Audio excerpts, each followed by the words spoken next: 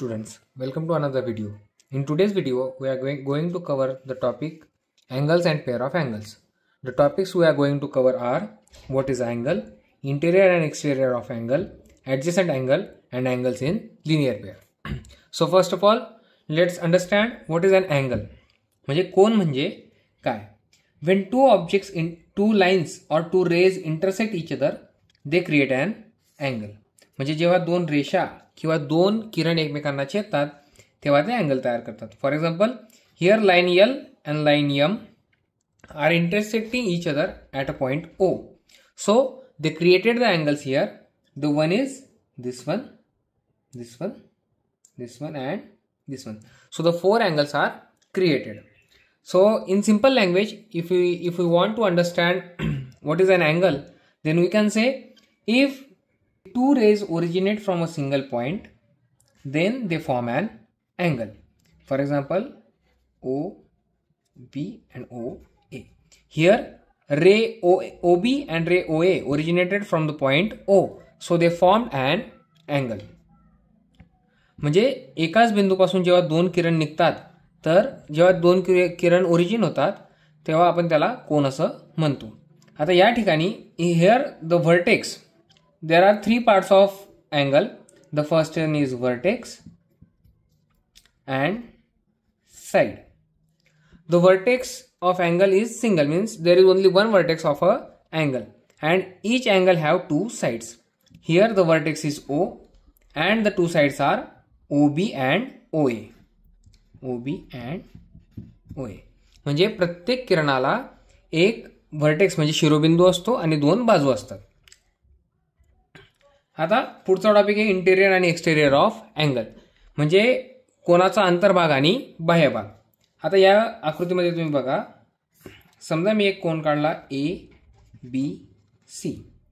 तर या ठिकाणी एक पॉइंट घेऊया आपण P, इथे Q, इथे R, S, T, U, V, W, X. ठीक आहे. तर आता या ठिकाणी इंटेरियर ऑफ अँगल म्हणजे काय? अँगलच्या साइड्स म्हणजे बाजू आणि त्यांच्या दोघांच्या मधला भाग, याला आपण अँगलचा इंटिरियर पार्ट म्हणजे अंतर्भाग असं म्हणतो.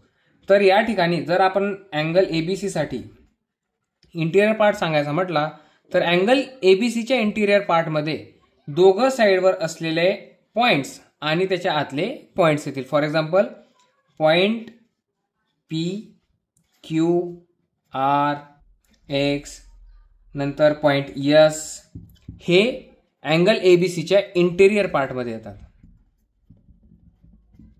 ठीक आहे. तुम्हाला लक्षात आलंच असेल की इंटेरियर पार्ट म्हणजे interior of an angle means the part of angle including both the sides and the space between both the sides. म्हणजे दोघं बाजू आणि त्यांच्यामधली जागा असं मिळून एखाद्या अँगलचा इंटेरियर पार्ट कन्सिडर केला जातो. आणि एक्सटेरियर पार्ट म्हणजे the part outside both the sides of angle. म्हणजे कोनाच्या दोघं बाजूंच्या आजूबाजूची जागा, त्याला म्हणतो आपण एक्सटेरियर ऑफ अँगल. तर मग एक्सटेरियर मध्ये कोणकोणते पॉइंट्स येतील? तर point T, point you, point V, point W. ठीक आहे. तुमच्या लक्षात आलाच असेल. परत एकदा रिवाइज करतो. जर एखादा पॉइंट किंवा आपण जर interior of an angle consider केलं तर त्यात कन्सिडर होतं त्या अँगलची साईड आणि त्याच्यामधली जागा, means the sides of angle and the space between the two sides. आणि एक्सटेरियर ऑफ अँगल म्हणजे काय? The exterior of angle is considered the area or the space outside the two sides of angle. म्हणजे कोनाच्या दोघं बाजूंच्या आजूबाजूची जी जागा असेल त्याला आपण एक्सटेरियर कन्सिडर करू. आता बघा, ह्या ठिकाणी रेज दिलेले आहेत. These are rays, means we can extend them to the infinity. So this area, this will also be the interior of angle. म्हणजे हा जो एरिया असेल साइड्स एक्सटेंड केल्यानंतर, हा जो एरिया असेल तो पण त्याच्या इंटेरियरमध्ये येईल. ठीक आहे. आता पुढचा टॉपिक आहे ॲडजसंट अँगल. आता समजा ॲडजसंट अँगल म्हणजे काय? मी जर एखादा अँगल ड्रॉ केला, समजा याला नाव देऊया आपण पी, क्यू आणि आर. तर आता अँगल पी क्यू आर मध्ये अँगल फॉर्म होतोय क्यू या व्हर्टेक्सवर आणि क्यू पी आणि क्यू आर ह्या दोन त्याच्या साइड्स आहेत. जर समजा आपण इथं अजून एक रे ड्रॉ केला, याला नाव देऊया समजा यस, तर या ठिकाणी angle S Q P, angle P Q R हे दोन वेगवेगळे अँगल आपल्याला फॉर्म झालेले दिसतात. तर यांना आपण ऍडजेसंट अँगल म्हणू शकतो. आता ऍडजेसंट अँगल म्हणजे काय?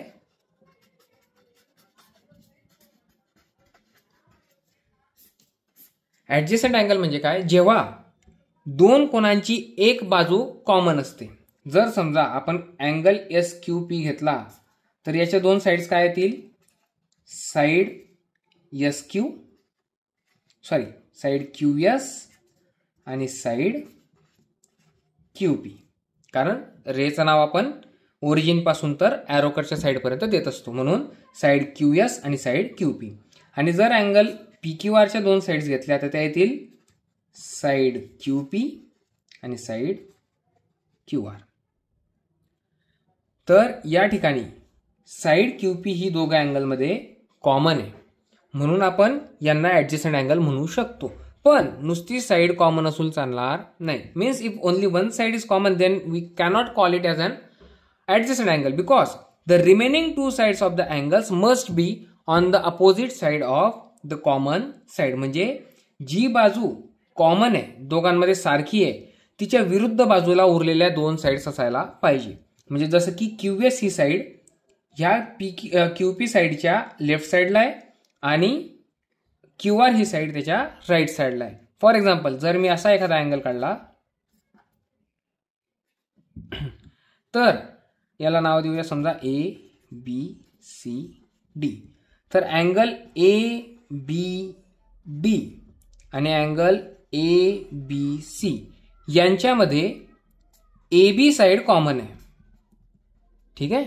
परंतु हे ऍडजेसंट अँगल नाहीत, कारण A B side G common आहे तो उरलेल्या दोघं बाजू म्हणजे जसं की याची बी डी आणि याची बी सी बाजू म्हणजे बी सी आणि बी डी ह्या दोघं त्या कॉमन साइडच्या एकाच बाजूला आहेत.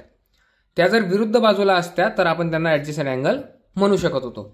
But they are not on the opposite side of the common side. Therefore angle A B D and angle A B C are not adjacent angles. But if we say angle A B C and angle CBD, then here the common side is side BC and remaining two sides means AB and BD are on opposite side of side BC. म्हणजे उरलेल्या ज्या दोन बाजू आहेत BA आणि BD ह्या BC च्या opposite साइडला आहेत.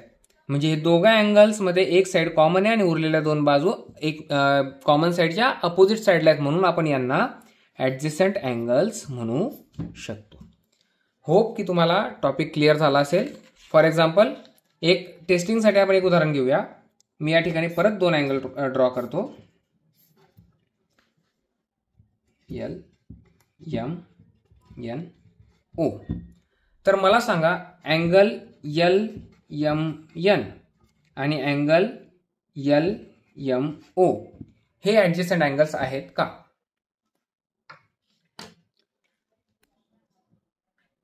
हे दोघं यांच्यामध्ये बघा एल एम साइड कॉमन आहे, ठीक आहे. पण उरलेल्या दोन बाजू जर आपण इथं पाहिलं तर एल एम एन आणि एल एम ओ हे दोघं अँगल यांच्यात एक साइड कॉमन आहे, पण उरलेल्या दोन बाजू कॉमन साइडच्या एकाच साइडला नाही आहेत. Means there is one side common but the remaining two sides are not on the opposite side of common side. Therefore these are not adjacent angles.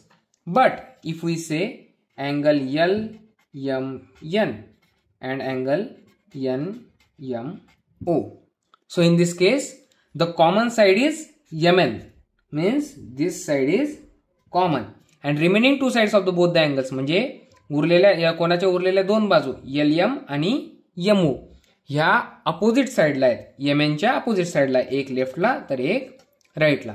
Therefore these both are adjacent angles. Hope की तुम्हाला हा topic clear झाला असेल. आता आपला पुढचा point आहे angles in linear pair. ठीक आहे. आता angles in linear pair, angles in linear pair. आता अँगल्स इन लिनियर पेअर समजून घेण्यासाठी जर तुम्हाला ॲडजेसंट अँगल ही कन्सेप्ट क्लिअर झालेली असेल तर अँगल इन लिनियर पेअर अतिशय लवकर लक्षात येईल. Means now if we say two angles are adjacent angle, for example here angle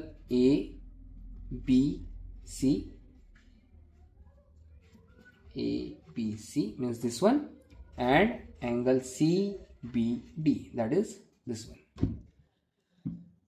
In both these angles, side BC is common and the remaining two sides, that is side AB and side BD, are on opposite side of common side. Therefore, these both are adjacent angles.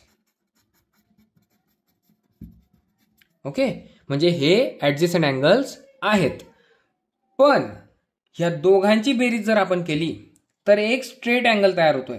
Means if we add both the angles we get a straight angle, angle ABD, which is a straight angle, म्हणजे सरळ कोन म्हणतो आपण मराठीतून त्याला. It's measure is 180 degree. So what is angle in linear pair? If, or I will use a red pen, if sum of measures of two adjacent angles is 180 degree, then they are called angles in linear pair. म्हणजेच काय, जर दोन ॲडजेसंट angles म्हणजे लगतच्या कोनांच्या मापांची बेरीज 180 येत असेल तर त्यांना आपण अँगल्स इन लिनियर पेअर असं म्हणू. म्हणजेच हे बघा, या ठिकाणी अँगल ABC आणि अँगल CBD ह्या दोघा अँगल्सची बेरीज जर केली तर आपल्याला स्ट्रेट अँगल म्हणजेच 180 अंशाचा अँगल मिळतोय. म्हणून आपण त्यांना अँगल्स इन लिनियर पेअर असं म्हणू. फॉर एक्झाम्पल, अजून एक एक्झाम्पल घेऊया. समजा या ठिकाणी अँगल LMNO, अँगल LMN आणि angle NMO, means this one and this one. समजा आपण कन्सिडर करू अँगल LMNचं मेजरमेंट आहे 40 डिग्री आणि अँगल NMOचं मेजरमेंट आहे 140 डिग्री. ठीक आहे.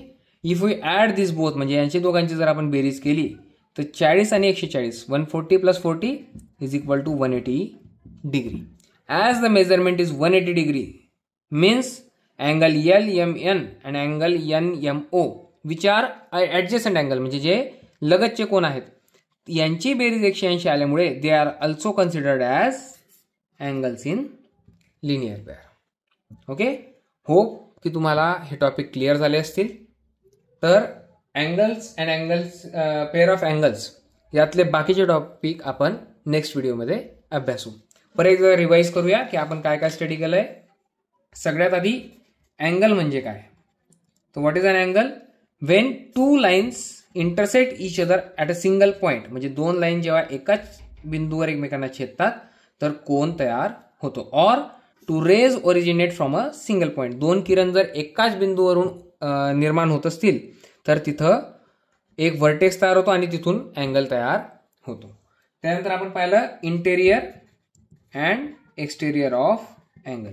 ते इंटेरियर आणि एक्सटेरियर ऑफ अँगल म्हणजे काय?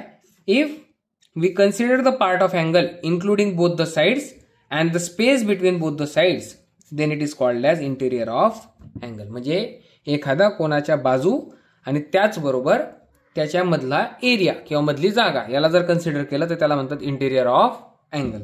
आणि एक्सटेरियर म्हणजे काय?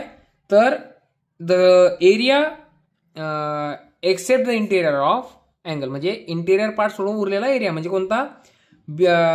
On the exterior side of both the sides of angle, म्हणजे कोणाच्या दोघं बाजूंच्या आउटसाइडचा एरिया त्याला कन्सिडर करतो आपण exterior of angle. Then we studied adjacent angle. Adjacent angle म्हणजे काय?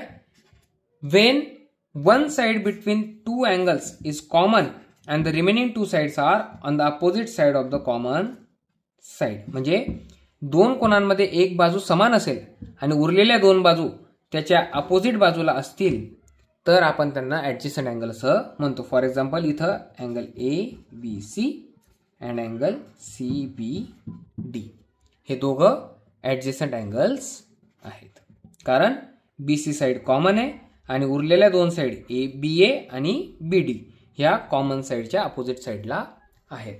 आणि अँगल्स इन लिनियर पेअर म्हणजे काय? So angles in linear pair is they are basically the adjacent angles with the total sum of 180 degree. म्हणजे लगतचे कोन ज्यांची दोघांची बेरीज मिळून 180 अंश येईल. For example let's consider this as 35 and this one as 145. If we add both, we will get 180 degree and they are adjacent angles because they are having one side in common and two sides on the opposite side of the common side. So they will be called as angles in linear pair. Okay. So let's meet in the next video. Thank you.